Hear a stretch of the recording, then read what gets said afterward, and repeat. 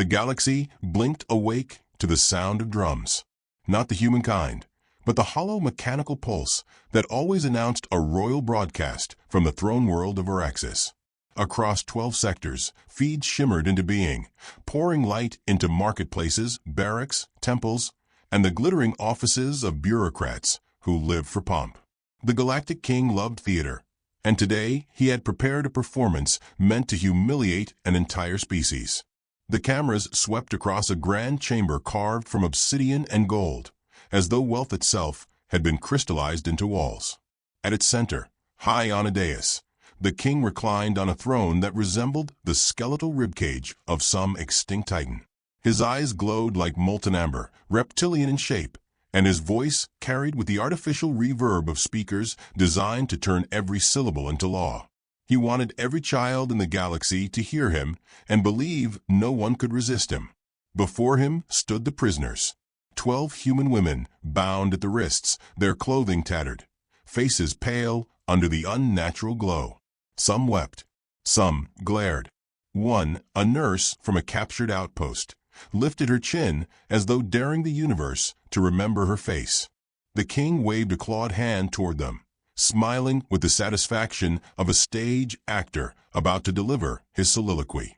These creatures, he thundered, came from a backwater rock, a mudball barely worth cataloging. They pretend to know war. They pretend to understand loyalty. Today, we show them what loyalty means when confronted with the inevitability of empire. In the plazas of countless alien cities, citizens leaned forward, waiting for the spectacle. The insectoid Ethereali clacked their mandibles in glee. The crystalline Ceridi refracted the broadcast through their bodies, turning the images into shimmering light shows. The Katora, hulking reptilians themselves, bellowed laughter at the sight of human fragility. Only a few old scholars, tucked into the corners of distant academies, frowned. They had studied Earth history. They knew silence could be the sharpest blade. The king raised a ceremonial staff, its head adorned with the skull of some forgotten enemy. Execute them, he ordered, not with rage, but with casual disdain, as though swatting insects from fruit. Guards moved forward, weapons humming. The galaxy watched as the women fell. Some cried out prayers. One spat blood into the face of her executioner. Another whispered a child's name before the blade severed her breath.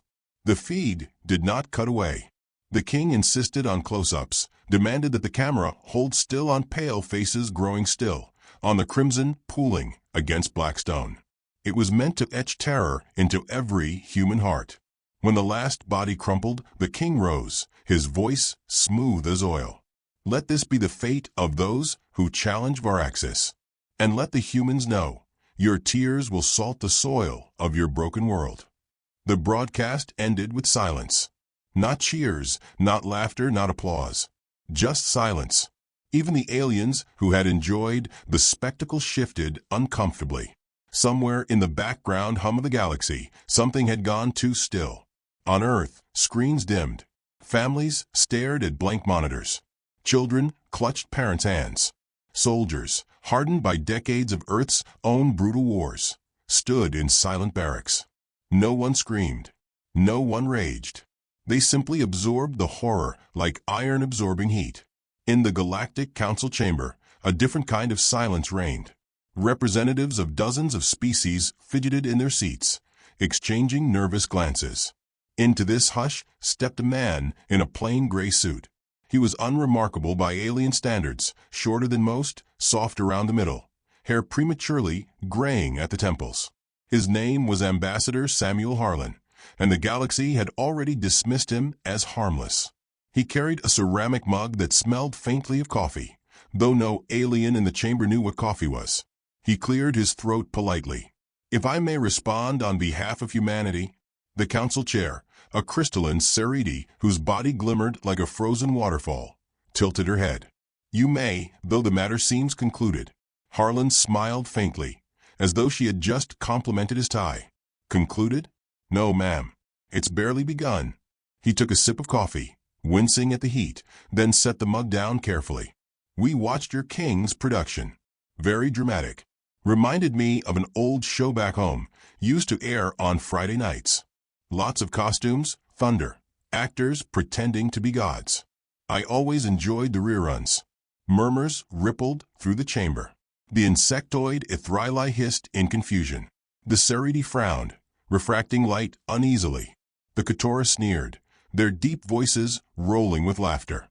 One Keturah delegate leaned forward, rows of teeth glinting. Your women screamed like livestock. That is your heritage. Harlan's eyes crinkled, his voice calm. Where I come from, friend, we raise livestock on farms. Nice quiet places with fences. Trouble is, when the animals get loose, sometimes they stampede.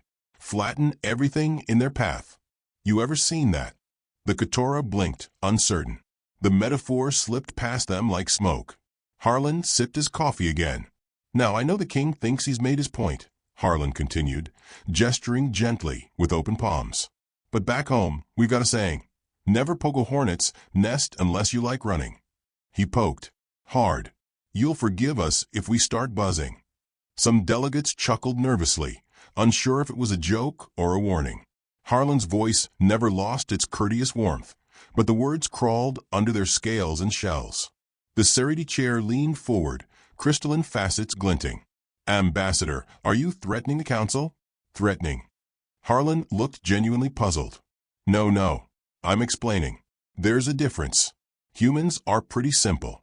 We like to laugh, eat too much, sing songs off-key at weddings. We're not looking for fights. But when someone kills our women on live television, well, it's like breaking into a family's house. You don't just face the father. You wake the whole bloodline. The chamber stirred, voices overlapping. Some mocked the dramatics. Others felt a prickle of unease. Harlan gathered his papers, sliding them neatly into a folder. Anyway, I'll leave you fine folks to your discussions. Just thought it polite to say, the king signed something today. He might think it was an execution order. We'll be treating it as a declaration of war. He picked up his coffee again, bowed slightly, and strolled out as though he'd merely finished a morning meeting.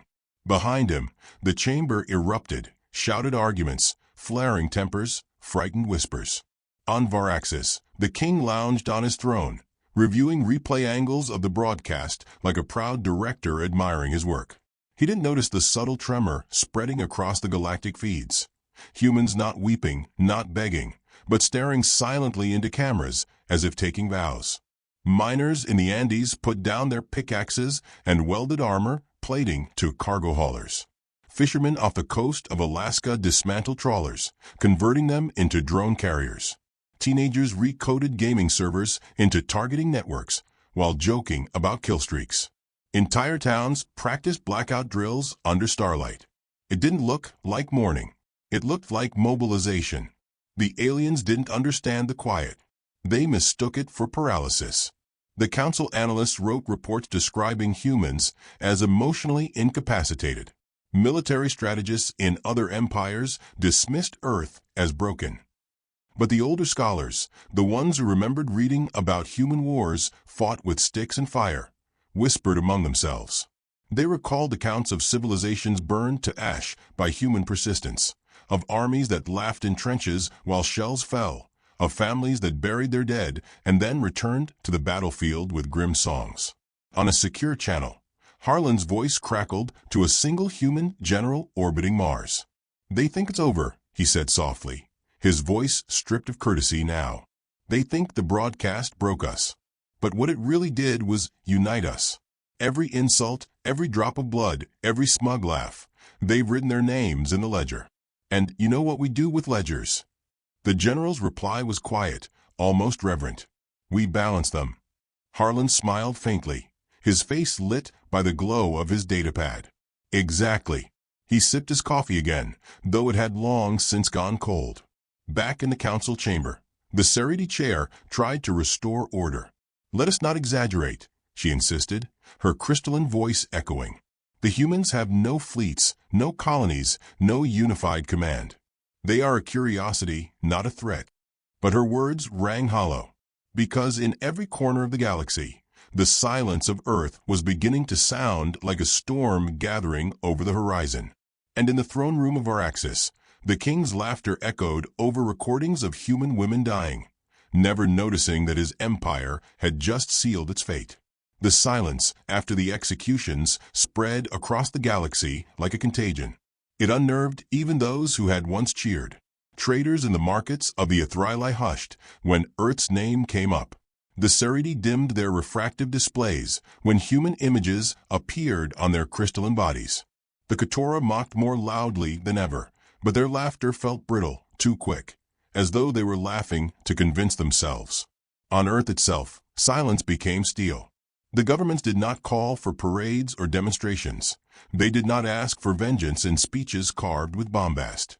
Instead, humanity went to work. There was something about grief that human beings understood intimately. Grief could be fuel. Steelworkers in Pittsburgh hammered with a rhythm older than the nation, forging plates that would soon fit into warships. Farmers in Kansas and Punjab alike sent their harvest to silos marked not for trade, but for rations. Programmers in Seoul transformed gaming servers into encrypted logistics networks, their chat threads alive with gallows humor. Your ping is trash. Yeah? Tell that to the alien fleet we're about to lag spike.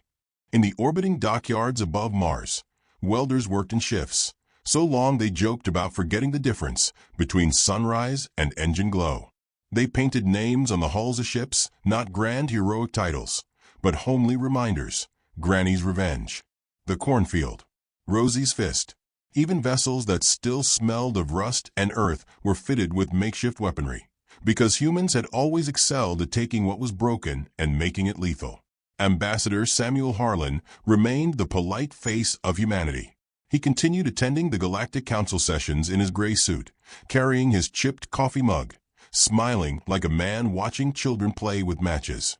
To the aliens, he appeared unchanged, gentle, unassuming, even self-deprecating. Yet his humor cut like glass slipped into velvet. One afternoon, as delegates argued whether Earth's silence meant weakness or plotting, Harlan lifted his mug. Folks, back home we say quiet people usually own the biggest dogs. And I assure you, Earth has kennels. He smiled warmly, as if sharing a funny anecdote about pets. The Ethereal hissed in confusion. The Seridi frowned at one another. The Keturah bared their teeth in scorn. Only an older reptilian strategist, Admiral Voskrin, shifted uneasily. He had studied Earth's archived histories. He knew enough to feel the warning in his scales. After the session, Voskrin confronted Harlan in the marbled hallway. You speak of kennels and dogs. Empty words. Humanity is scattered, disorganized. You cannot coordinate war. Harlan adjusted his tie, meeting the Admiral's slitted eyes. Oh, Admiral, we don't need to coordinate. We improvise. You'll find that scarier. Then, with a courteous nod, he left the reptilian standing alone, uneasy for reasons he couldn't articulate. Back on Earth, families grieved not with tears, but with purpose. A mother who had lost her daughter in the broadcast spent her evenings sewing uniforms for recruits. A widower taught local kids how to maintain old hunting rifles, their small hands carefully cleaning the metal as though preparing an altar. Churches rang bells, not for funerals, but as signals for community drills.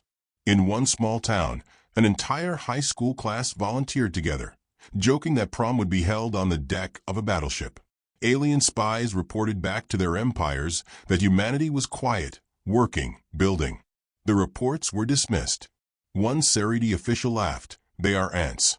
Ants build, but when you crush them, their towers mean nothing. But in another chamber, an old scholar whispered, ants do not rest, and they do not forgive. Harlan's role deepened. In back channels, he coordinated with Earth's generals, his mild-mannered exterior hiding the precision of a tactician who treated diplomacy as chess. He told jokes in council meetings, but each joke was a clue slipped to human command. When he remarked casually, I sure hope our ships learn how to handle icy weather, the generals knew to route supplies toward the Saturn yards. When he chuckled, reminds me of camping trips by the ocean, lots of salt in the air. Admirals understood to position subsurface fleets along Neptune's brine-soaked moons. The aliens didn't realize that every metaphor was a code. They heard only a man sipping coffee and rambling. Humanity heard instructions. Meanwhile, the Galactic King basked in his triumph. From his throne world, he replayed the broadcast of the executions with pride, demanding his aides analyze which angle captured the most terror in the women's eyes.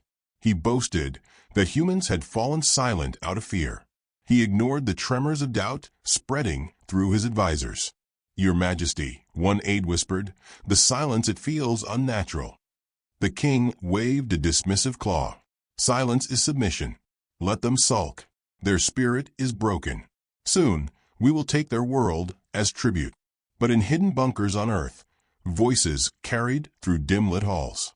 Generals pored over maps, scientists scrawled formulas on whiteboards, and engineers designed weapons that looked like clunky farm equipment but could tear through hull plating. Volunteers streamed in faster than uniforms could be made. There was no shortage of rage, no shortage of hands. Humor threaded through everything. A squadron training in Nevada painted clown faces on their helmets, declaring themselves the rodeo. An entire fleet referred to their first attack plan as the barbecue, because everyone's bringing something to roast. Even in grief, humanity joked. The jokes were never empty. They were signals to one another.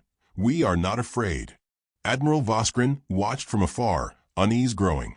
In a private chamber, he spoke to the Seridi chair. "You misjudge them.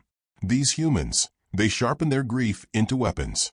I have seen this before in their histories." The chair shimmered dismissively. "You exaggerate. They are primitives, still clinging to gravity wells like children. Do not insult the king's wisdom." Voskrin's throat tightened, but he said no more. He knew the king's pride was already a wall too high to scale. The storm gathered in increments. Cargo haulers disappeared from trade routes, later reappearing as armor transports. Satellites flickered offline, only to return with coded signals layered into their broadcasts. Music stations played strange rhythms, Morse code hidden in jazz riffs, coordinates laced into gospel choirs. The galaxy saw quirks, but humans saw mobilization. Harlan played his part perfectly. At one council reception, while sipping something that passed for wine, he told a group of Seridi, "You know, humans are funny creatures. We make jokes at funerals. We laugh when we're cornered. Drives predators crazy, because they think fear should taste different. They never realize the laugh is the warning." He chuckled softly, then excused himself to refill his glass. The Seridi laughed awkwardly, but Voskrin heard the warning and shivered. By the third month after the broadcast, alien analysts noted anomalies. Human merchant fleets moving with unusual coordination. Communications encrypted beyond anything seen before. Strange signals echoing through asteroid belts. The king dismissed it all as paranoia. "Let them scurry," he sneered. "When we descend upon their world, their nests will burn." On Earth, however, no one spoke of burning. They spoke of balance.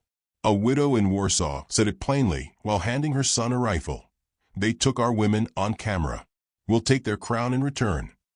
Harlan returned from another council session late one night, his gray suit wrinkled, his coffee mug chipped further at the rim. He stared at his reflection in the window of his quarters, stars stretched like silver threads beyond. He whispered, almost to himself, "They still think we're ants. They still don't hear the thunder." He placed the mug on his desk, pulled a secure transmitter close, and spoke in a calm, measured tone. "Operation Hornet begins at dawn. Make sure the swarm is hungry." On the other end, a general's voice answered with quiet certainty, "We've been starving." The storm was no longer just gathering. It was ready to break. And far away, in his throne room, the Galactic King poured himself wine and laughed at the rerun of his broadcast, blissfully unaware that the silence he mocked was about to roar. The first strike came not with thunder, but with stillness. Alien armadas, confident and gilded with the king's arrogance, pushed into human space expecting firework resistance and primitive desperation. They expected disarray. What they found was silence, a silence heavy enough to feel like a hand tightening around their throats. From the bridge of the Varaxis flagship, a commander sneered as Earth's fleet flickered into view. Patched-together ships, cargo haulers with armor bolted onto their sides, orbital stations that looked like scaffolds left unfinished. It was laughable. "They mock us with this junkyard parade," the commander said, baring teeth. "By the next rotation, their planet will kneel." But the junkyard was a mask. Admiral Voskrin, stationed aboard a cruiser on the flank, felt his scales prickle. He leaned toward his aide. "Too neat," he muttered. "Too obvious." He had studied enough human history to know their pattern: stumble, lure, strike. He had warned, but the king had not listened. The order came down regardless. "Advance. Burn them from orbit." Varax's ships surged forward, their engines glowing like suns, weapons primed. The galaxy tuned in again for another broadcast, cameras mounted on the king's vessels, capturing the conquest. The alien soldiers roared, certain this war would be won before it began. Then the first human ship moved. It was a freighter once called Morning Harvest, its paint still flaking with the name. The aliens expected retreat. Instead, the freighter folded space with a precision no one thought humans had mastered, slipping sideways out of trajectory. At the same moment, dozens of freighters flared alive, not as merchants, but as wolves shedding sheepskin. Panels peeled away, revealing racks of missiles. Antennae twisted to life, channeling pulses of code. Drones detached like swarms of hornets shaken from a nest. The alien formation wavered. The commander barked orders, certain this was panic fire. But it was no panic. It was choreography. Targeting grids aligned, came the voice of a young human pilot, his tone casual, almost amused. "Grandma says hi." With that, the first salvo launched.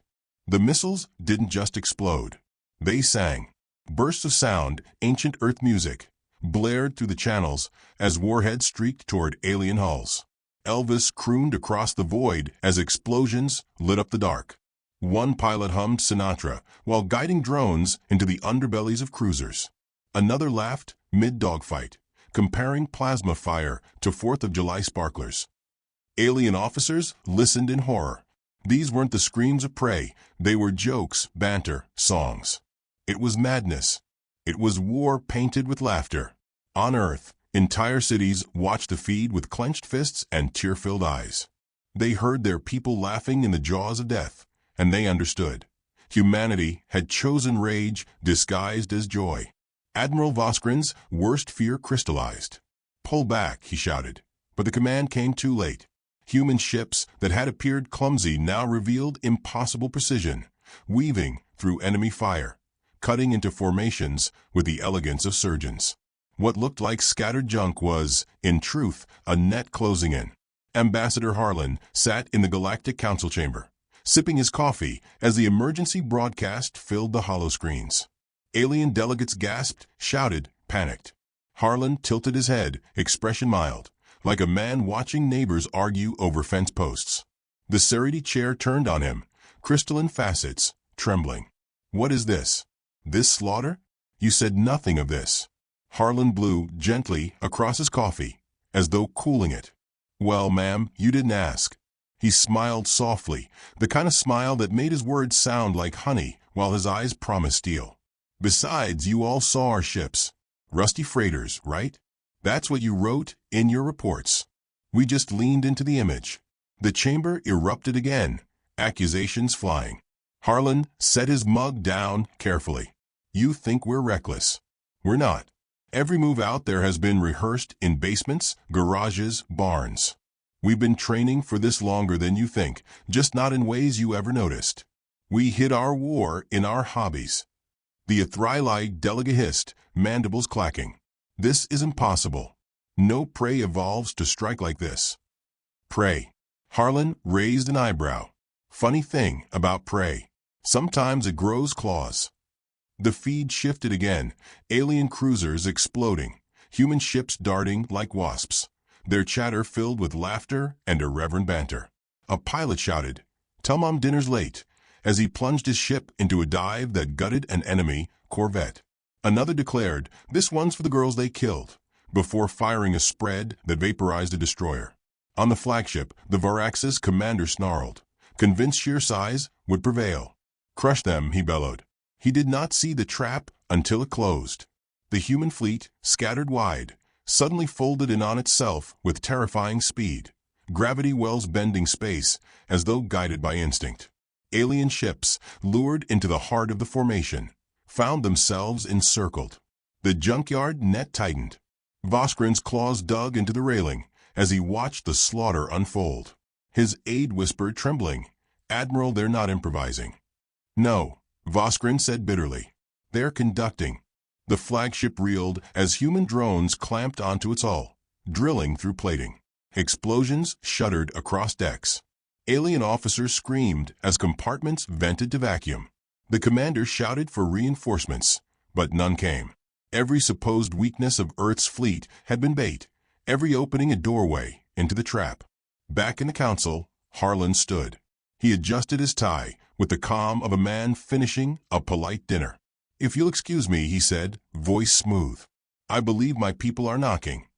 Delegates turned toward him, faces pale, mandibles trembling, crystalline bodies dimming. "Knocking," one whispered. "Yes," Harlan said gently, lifting his mug again. "That thunder outside your window? That's us."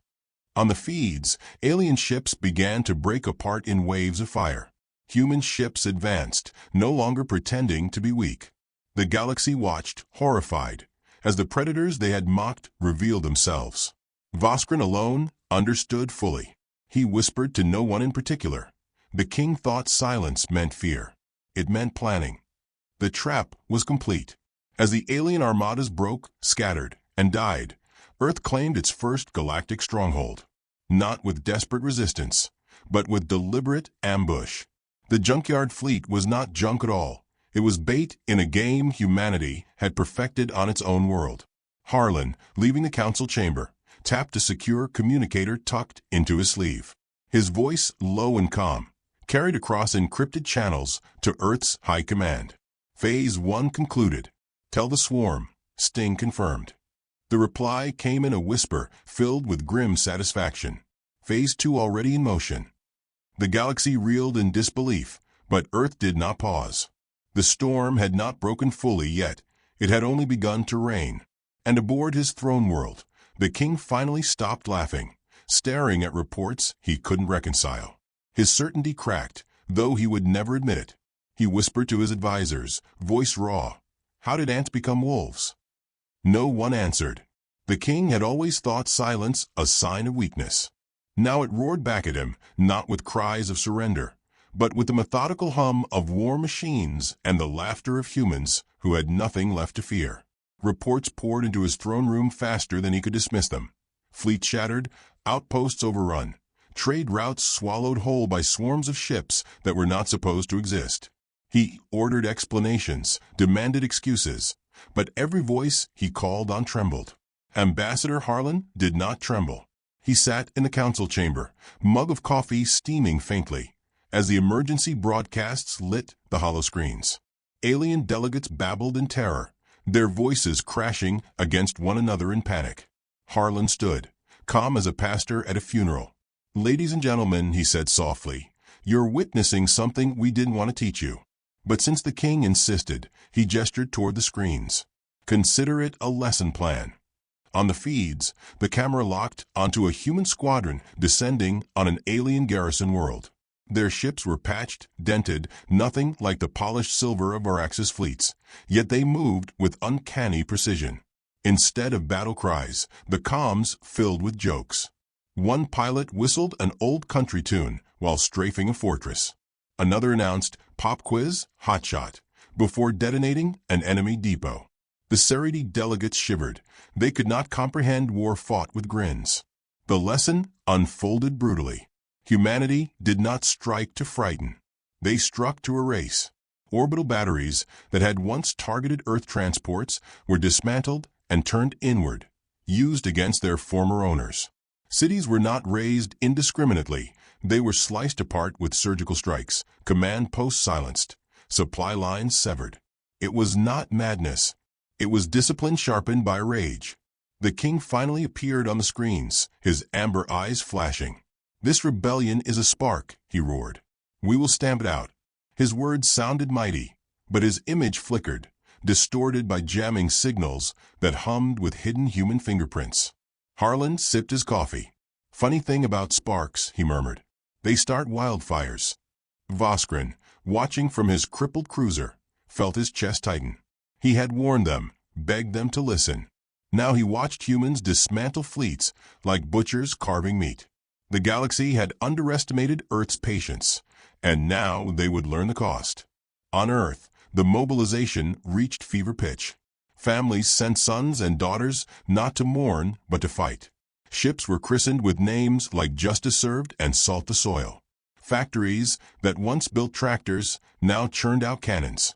Even playgrounds became training grounds, children laughing as they practiced maneuvers older civilizations had forgotten. The grief of the executed women had ignited a single will: extinction for the empire that mocked them. Alien worlds began to fracture. Some species begged the council to intervene. Others whispered about fleeing to uncharted sectors. Merchants complained that trade had collapsed, their caravans intercepted by human raiders who struck with surgical timing.